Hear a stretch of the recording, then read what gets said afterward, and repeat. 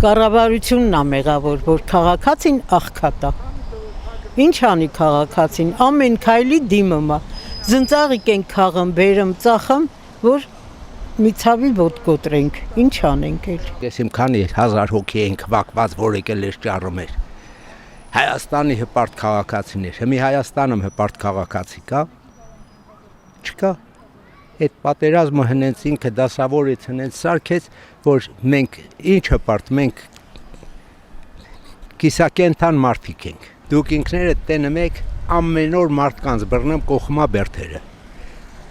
Ասում է 300,000 հատ աշխատատեղ են բաժանել։ Ուր է այդ աշխատատեղերը։ Ուր է, որ մեկն է աշխատանքով ապահովված։ Իրանք պետք է մեզ օգնեն, մենք թոշակառու ենք։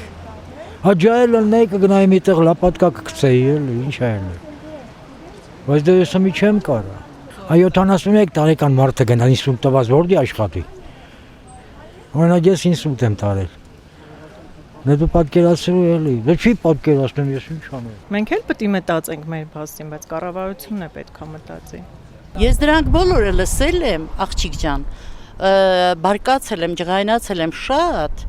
բայց քաղաքացին ինչի է, հիմի իմ սիրտը 9 ժամ բաց վիրահատույց։ Ես իմ օրինակով եմ խոսում, կողքիններս մասին գործ չունեմ։ Ինչ բիզնես դնեմ, ասում եմ 63 տարեկանն, ինչ տարիքա, որ 73-ն ինչ, 83, գիտեք, անգրագետ պետք է չարտահայտվեն։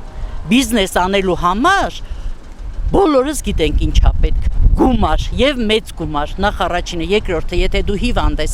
5-րդ հարգից չես կարող միջնես առաջիկան բարձրանաս, ինչ բիզնես անես, ինչով անես, ոնց անես։ Նիկոլի խոսքերով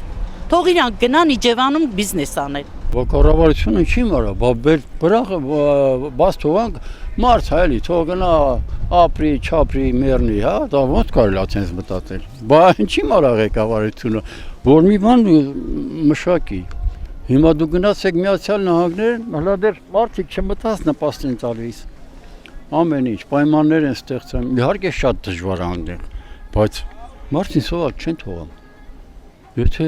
կարիք կա ուտելու բանի ինչ որ տեղեր կա, չէ, միջոցառումներ են կազմակերպում, նպաստ են տալիս, խանութներ կա, գնում են բաներ, այստեղ մեծ ինչու դες արա։